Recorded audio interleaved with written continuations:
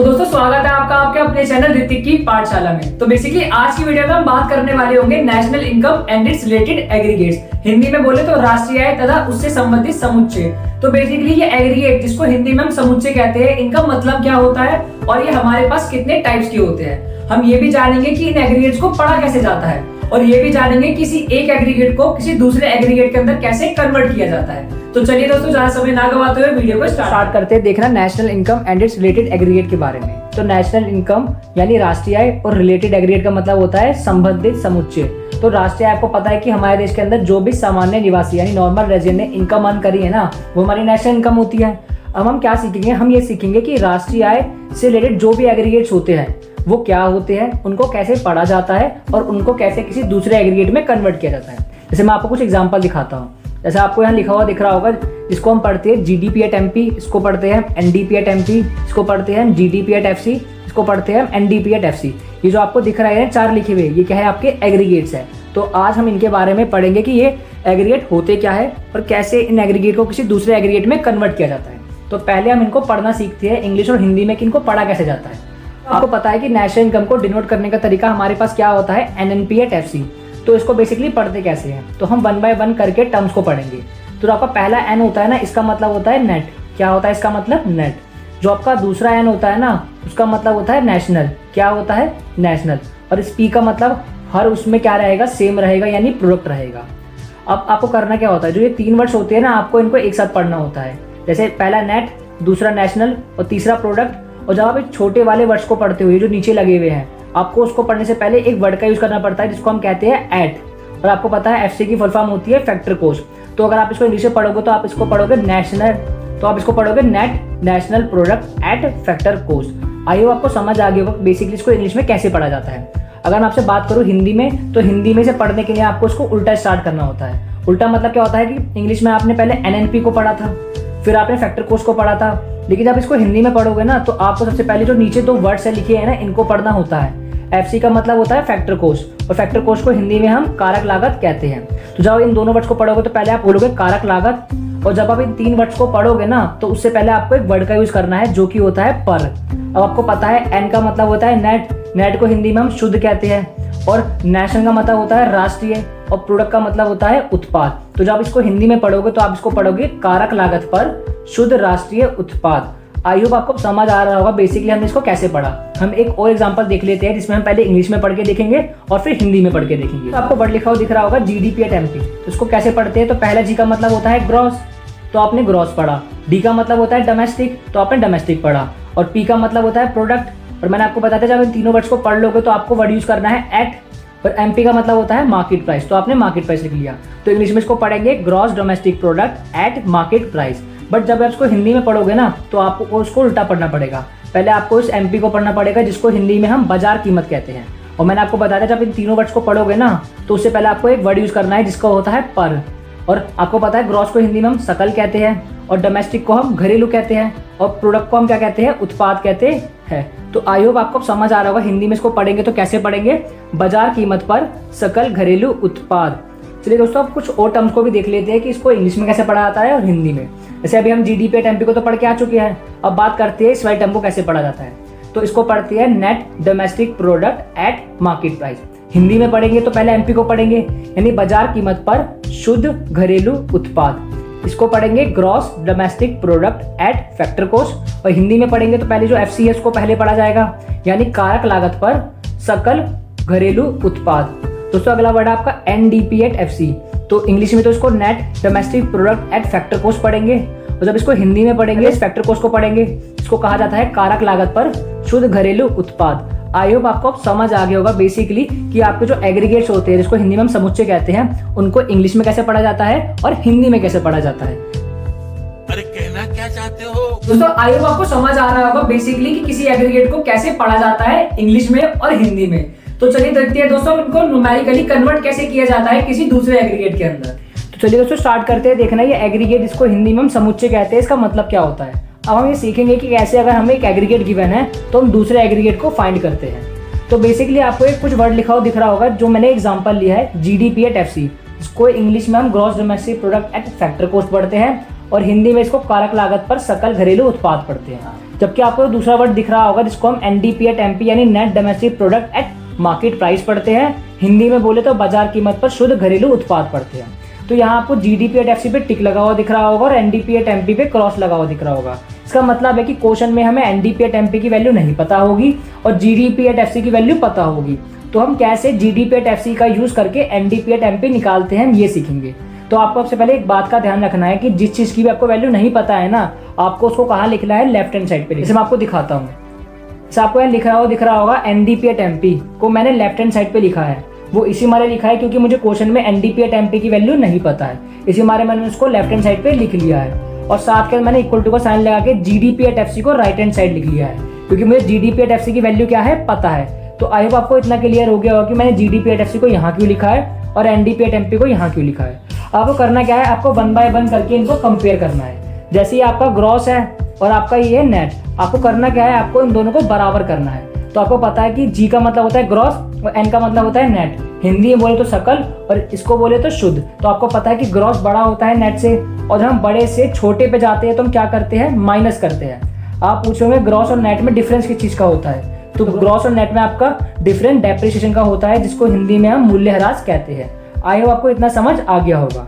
अब यहाँ डोमेस्टिक दे रखा है इस डी का मतलब और इस डी का मतलब भी डोमेस्टिक होता है। क्या इन दोनों को हमें बैलेंस करने की जरूरत है, नहीं करने की जरूरत है। और इस पी का मतलब तो प्रोडक्ट होता है और इस पी का मतलब भी प्रोडक्ट होता है और इसको तो हमें बैलेंस करने की जरूरत पड़ती भी नहीं है। अब अगला आता है आपका एफसी। एफसी का मतलब होता है फैक्टर कॉस्ट, हिंदी में बोले तो कारक लागत, और एमपी का मतलब होता है मार्केट प्राइस, हिंदी में बोले तो बाजार कीमत। आपको पता है कि फैक्टर कॉस्ट क्या होती है, छोटी होती है मार्केट प्राइस से और हम छोटी से बड़ी पर जाते हैं तो हमें क्या करना होता है, प्लस करना होता है। और फैक्टर कॉस्ट और मार्केट प्राइस में किस चीज का अंतर होता है आपको ये भी पता है, अंतर होता है आपका एनआईटी। एनआईटी की फुल फॉर्म होती है नेट इनडायरेक्ट टैक्सेस, हिंदी में बोले तो शुद्ध अप्रत्यक्ष कर। आई होप आपको ये समझ आ गया होगा कैसे हमने जीडीपी एट एफसी जो एग्रीगेट हमें पता था उसके थ्रू हमने एनडीपी एट एमपी फाइंड कर लिया है। इसलिए दोस्तों हम एक और एग्रीगेट को देख लेते हैं ताकि हमें ढंग से समझ आ जाए कि एग्रीगेट को कन्वर्ट कैसे किया जाता है। दोस्तों आपको क्वेश्चन में क्या लिखा हुआ दिख रहा है, एनएनपी एट एमपी आपको पता है और जीडीपी एट एफसी आपको नहीं पता है। एनएनपी एट एफसी का मतलब होता है net national product at market price और जीडीपी एट एफसी का मतलब होता है gross domestic product at factor cost. तो आपको इस क्वेश्चन में जीडीपी एट एफसी नहीं पता है और एनएनपी एट एमपी पता है। तो आपको जोन सी वैल्यू नहीं पता होती थी, मैंने आपको बोला था उसको लेफ्ट हैंड साइड पे लिखते हैं। तो आप यहाँ लिखोगे जीडीपी एट एफसी को लेफ्ट हैंड साइड पे और जिस चीज की आपको वैल्यू पता है, जैसे एनएनपी एट एमपी की वैल्यू आपको पता है तो आप उसको कहाँ लिखोगे, आप उसको लिखोगे राइट हैंड साइड पे। अब आपको 1 बाय 1 करके इसको कंपेयर करना होता है। जैसे ये आपका एन का मतलब होता है नेट और जी का मतलब होता है ग्रॉस और नेट छोटा होता है ग्रॉस से, यानी अगर हम छोटे से बड़े पर जाते हैं तो हम प्लस करते हैं और प्लस क्या करते हैं हम, डेप्रिसिएशन यानी मूल्यह्रास को हम क्या करते हैं, ऐड करते हैं। या मैं डेप्रिसिएशन को शॉर्ट फॉर्म में लिख रहा हूँ बट आप पेपर में इसको पूरा लिखना। अगला एन का मतलब होता है नेशनल, जबकि यहाँ डी का मतलब क्या है, डोमेस्टिक, और यहाँ एन का मतलब है नेशनल। आपको पता है नेशनल बड़ा होता है और डोमेस्टिक क्या होता है, छोटा होता है। और जब आप बड़े से छोटे पे जाते हैं तो हम क्या करते हैं, माइनस करते हैं। मैंने यहाँ गलती से प्लस लगा दिया, आपको यहाँ माइनस लगाना है। और आपको पता है कि नेशनल और डोमेस्टिक में किस चीज का अंतर होता है, आपको पता है एनएफआई का अंतर होता है, जिसको हम net factor income from abroad English में कहते हैं और हिंदी में बोले तो विदेशों से प्राप्त शुद्ध कारक आय कहते हैं। आपको पता है कि इस पी से पी तो हम कुछ करते ही नहीं हैं। अब बात करते हैं इस नीचे वाले वर्ड की जो लिखा हुआ है मार्केट प्राइस और यहाँ लिखा है आपका फैक्टर कॉस्ट। आपको पता है मार्केट प्राइस बड़ा होता है फैक्टर कॉस्ट से, तो जब हम बड़े से छोटे पे जाते हैं तो हम क्या करते हैं, माइनस करते हैं। और मार्केट प्राइस और फैक्टर कॉस्ट में आपको पता है किस चीज का डिफरेंस होता है, वो होता है आपका एनआईटी। एनआईटी की फुल फॉर्म होती है नेट इनडायरेक्ट टैक्सेस, हिंदी में बोले तो शुद्ध अप्रत्यक्ष कर। आई होप आपको समझ आ गया होगा कैसे हमें एनएनपी एट एमपी क्वेश्चन में गिवन था और उसके थ्रू हमने जीडीपी एट एफसी कैसे फाइंड आउट करा है।